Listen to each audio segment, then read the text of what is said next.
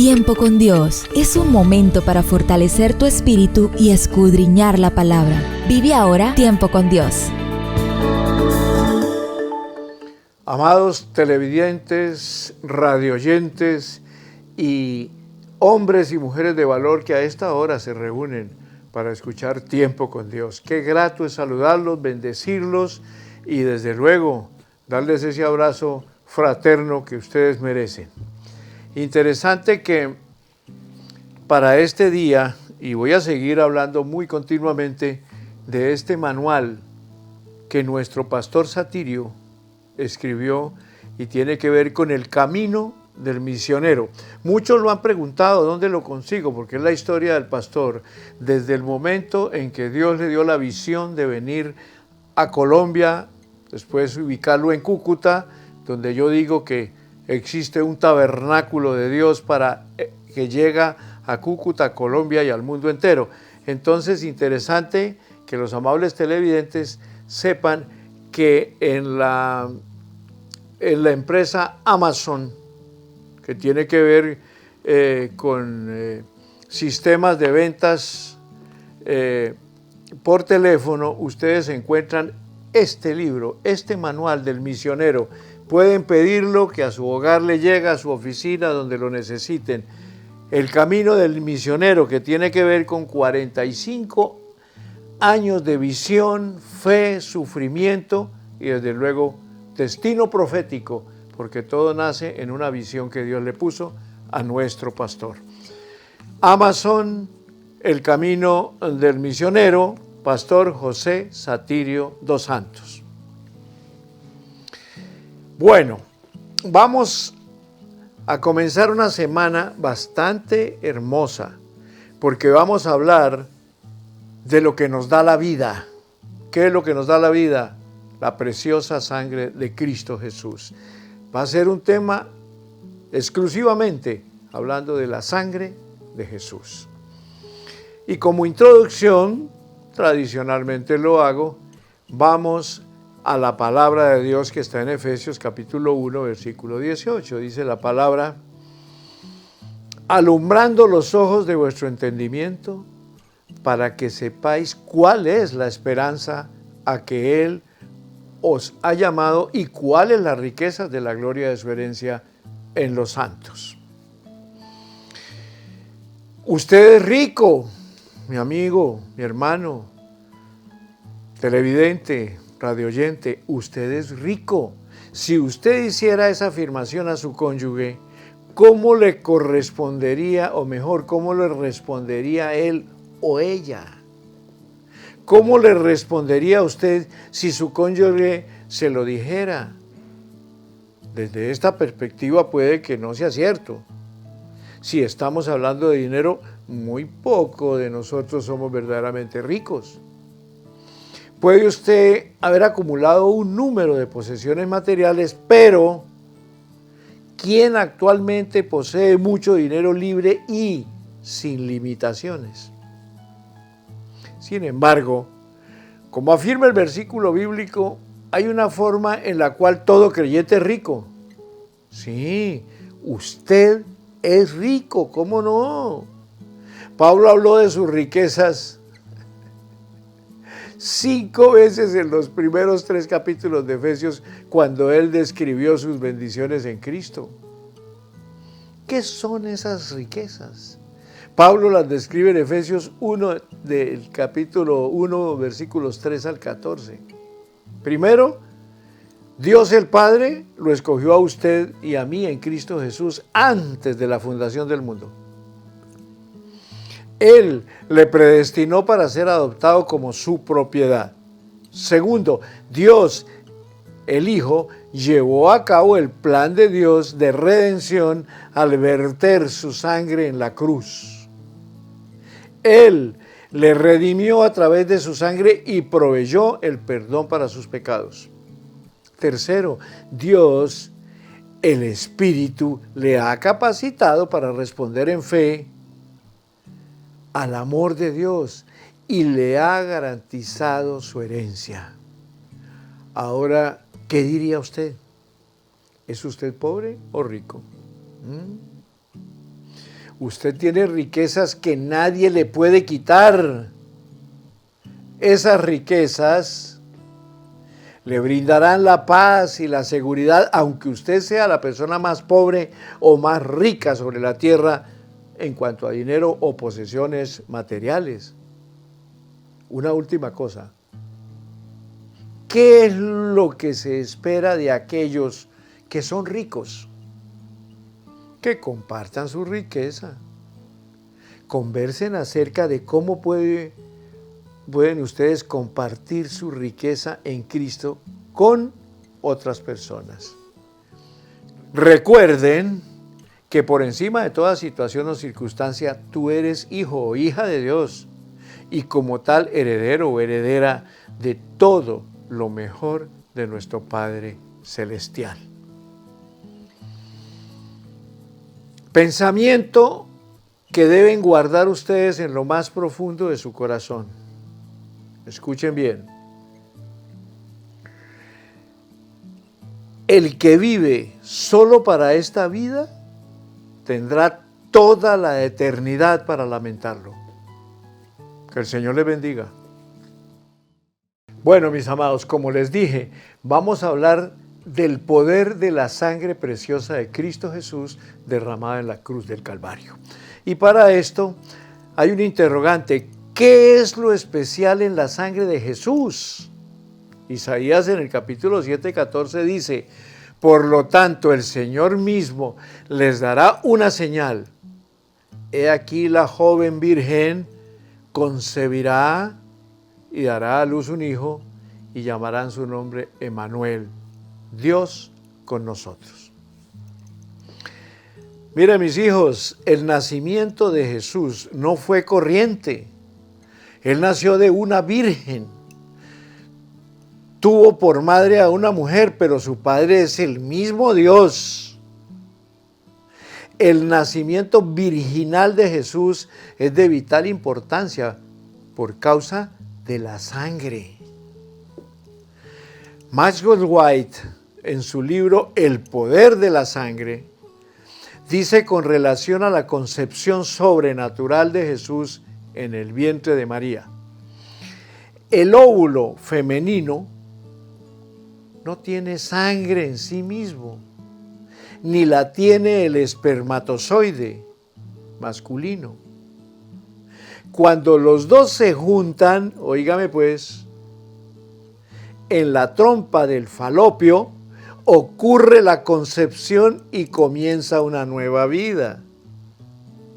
Las células sanguíneas en esta nueva creación provienen del padre y de la madre. Y el tipo de sangre es determinado en el momento de la concepción y protegido posteriormente por la placenta contra cualquier flujo de la sangre materna dentro del feto. Mal llamado feto, no me gusta, pero está escrito así. La Biblia es explícita cuando afirma que el Espíritu Santo fue el agente divino que causó la concepción de Jesús en el vientre de María. Por lo tanto, esta no fue una concepción normal, sino un acto sobrenatural de Dios al implantar la vida de su Hijo preexistente en el vientre de María, sin mediar la unión natural de un espermatozoide masculino con el óvulo femenino de María. Como el tipo de sangre de Jesús fue un tipo separado, especial y precioso, es inconcebible que María pudiera suplir parte de su sangre adámica al Inmaculado Cordero de Dios. Toda la sangre del Hijo de Dios provino de su Padre Celestial por un acto suyo, creativo y sobrenatural, incontaminada y sin la mancha del pecado de Adán. Estás en Tiempo con Dios, tu mejor momento. Bueno, entonces, continuando con el tema, que creo que está bueno, pónganle mucho cuidado, porque esto va para largos. Todos los 5 días vamos a estar hablando de esto. Adán fue creado sin pecado.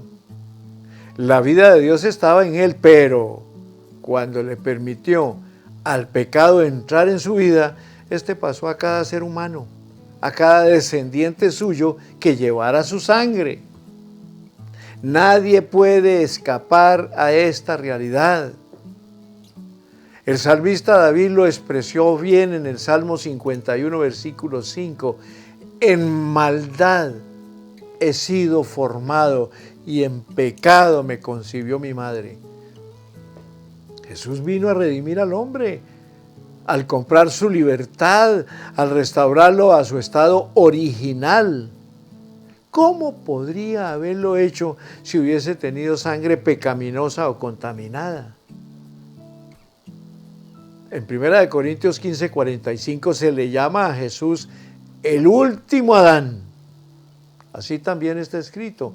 Fue hecho el primer hombre, Adán, alma viviente, el postrer o último Adán, espíritu vivificante. Óigame, hay vida en la sangre de Jesús y cuando es aplicada en forma apropiada, la vida en su sangre conquista y vence la muerte que obra en nosotros a través del pecado.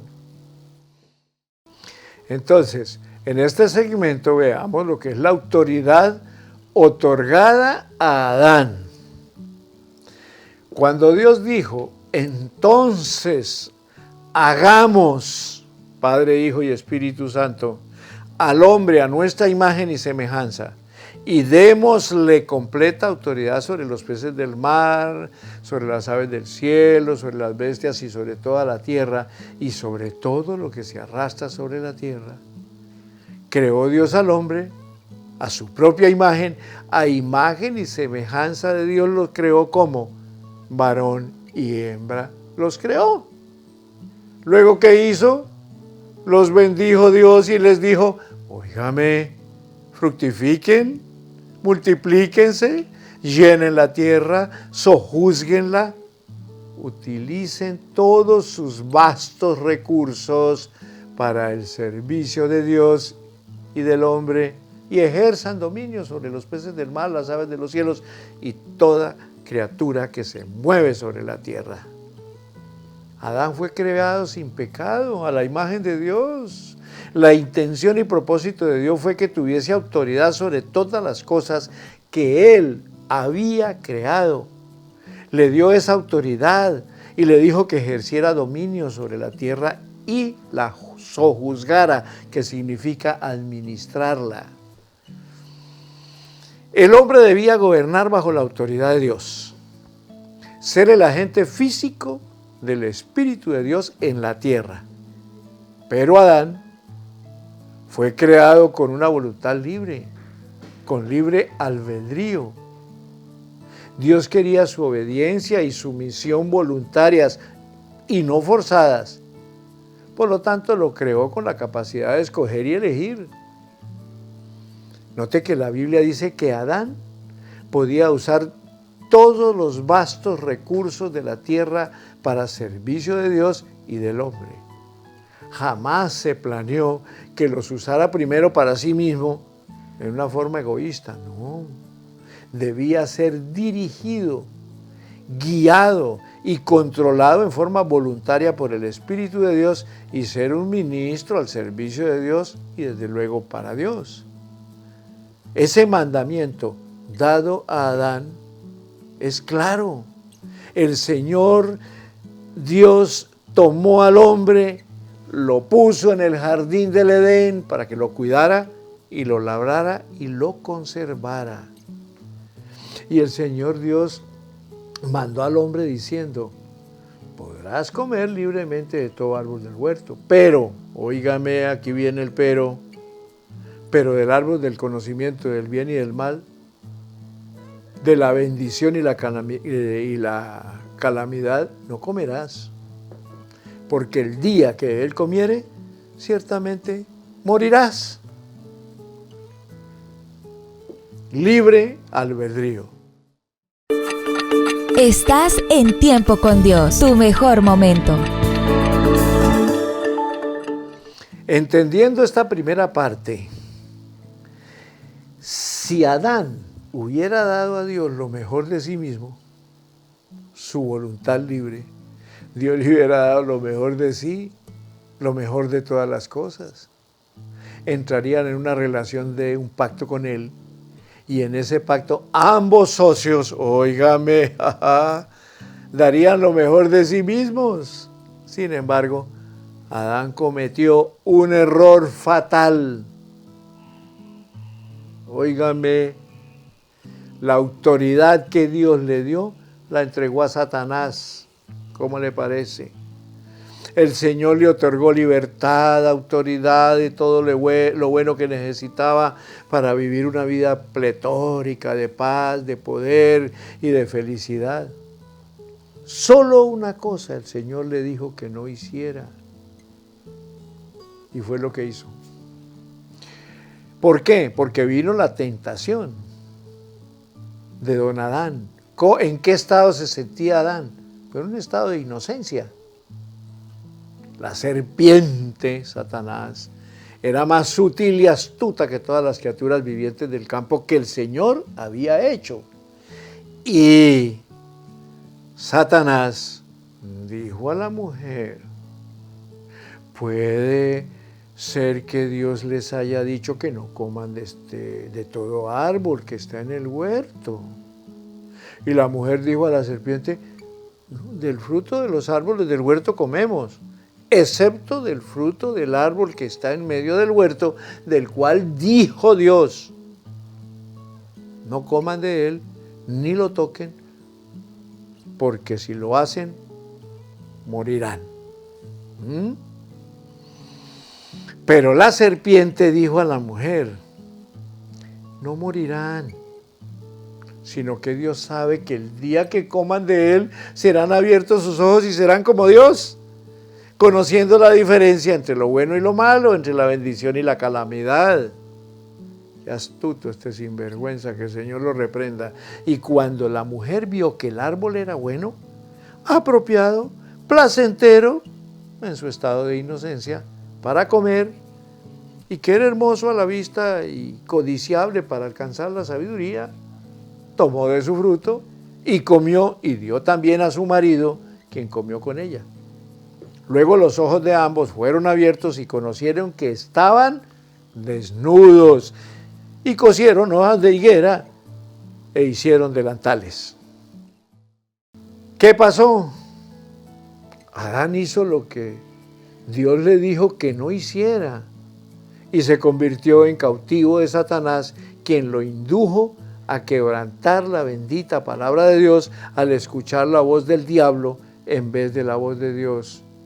Le entregó la autoridad para gobernar la tierra. Autoridad que originalmente Dios le había dado al hombre a su imagen y semejanza. Luego, en el Nuevo Testamento, el evangelista Lucas registra lo que Satanás le dijo a Jesús mientras era tentado y probado durante 40 días en el desierto. Entonces el diablo lo llevó a un monte alto y en un momento de tiempo, en un abrir y cerrar de ojos, le mostró todos los reinos del mundo habitado.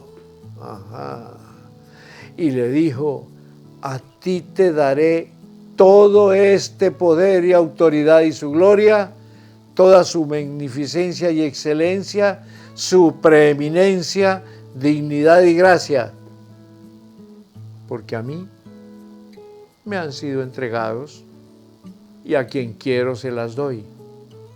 ¿Cómo será de bruto el diablo que se atreve a entregarle al Creador de los cielos, de los cielos, de los cielos, de la tierra y de todo cuanto con tal de que lo adorara? ¿Cómo será de bruto? Sigamos. El diablo le dijo: todo dominio y autoridad sobre la tierra me han sido entregados y son míos. Dios le había entregado legalmente la tierra a Adán y él se la entregó a Satanás. En 2 Corintios 4:4 leemos que Satanás es el Dios de este sistema mundano. ¿Cómo no? Le fue entregado el dominio de la tierra. pero este se acerca a su fin. Y él lo sabe, le queda un cuarto de hora. Dios siempre ha contado con un plan para la redención de sus criaturas. Según W. Winen, los dos verbos griegos traducidos como redimir en el Nuevo Testamento significan comprar o comprar al referirse a la compra de un esclavo para liberarlo mediante el pago de un rescate. Dios instituyó su plan. Tan pronto descubrió que Adán le había desobedecido. Estás en Tiempo con Dios, tu mejor momento. Bueno, mis amados, llegamos al último segmento. Aquí estoy haciendo un recuento que ustedes se lo saben de memoria, pero es bueno recordarles porque a veces se nos olvida. Creemos que descendemos del diablo. No, del diablo no descendemos. Somos imagen y semejanza de Dios, pero descendemos del pecado, que es otra cosa.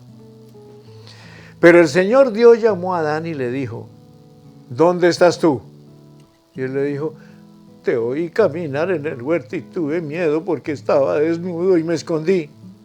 Y Dios le dijo, ¿quién te dijo que estabas desnudo? ¿Has comido del árbol del cual te mandé que no comieses?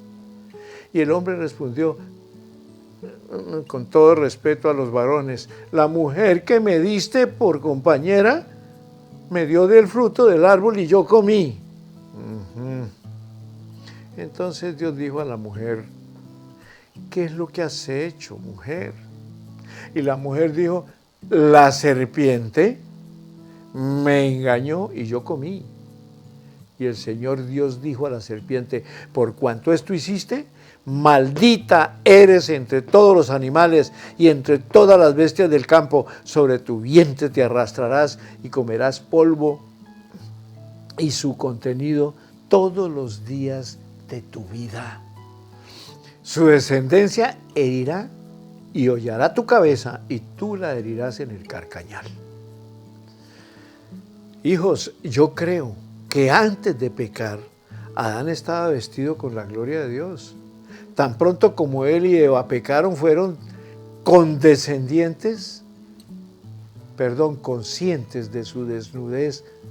Podríamos decir que ellos perdieron su cobertura. Mientras obedecieron a Dios, estuvieron protegidos contra todo lo que el diablo quería hacerles a ellos. Y por extensión a Dios. Al ver lo que el diablo había hecho, de inmediato Dios anunció cuál sería su castigo y cómo se ejecutaría. En realidad, Satanás no entendió que Dios le dijo, no obstante Dios lo afirmó y así ocurrirá.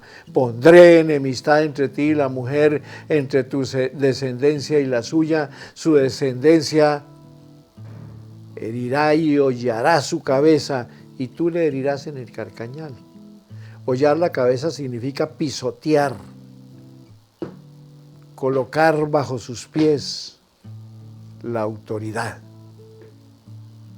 Dios dijo que la descendencia de la mujer, el Señor Jesús, pondría fin a la autoridad de Satanás y éste le heriría en el carcañal. Afligiría el cuerpo de Jesús en la cruz y todo el género humano. No fue más. Gloria a Dios, gloria a Dios, gloria a Dios. Gracias por atender. Esta es la introducción para que ustedes vayan tomando un poquitico de conciencia y de orden a lo que Dios quiere enseñarnos esta semana sobre el poder de la preciosa sangre de Cristo Jesús. Les bendigo, familias lindas, amados oyentes y televidentes de la frecuencia F Radio y Televisión, y no olviden ir a Amazon para que consigan el libro del Camino del misionero de nuestro amado pastor José Satirio dos Santos. Bendiciones para todos en Cristo Jesús.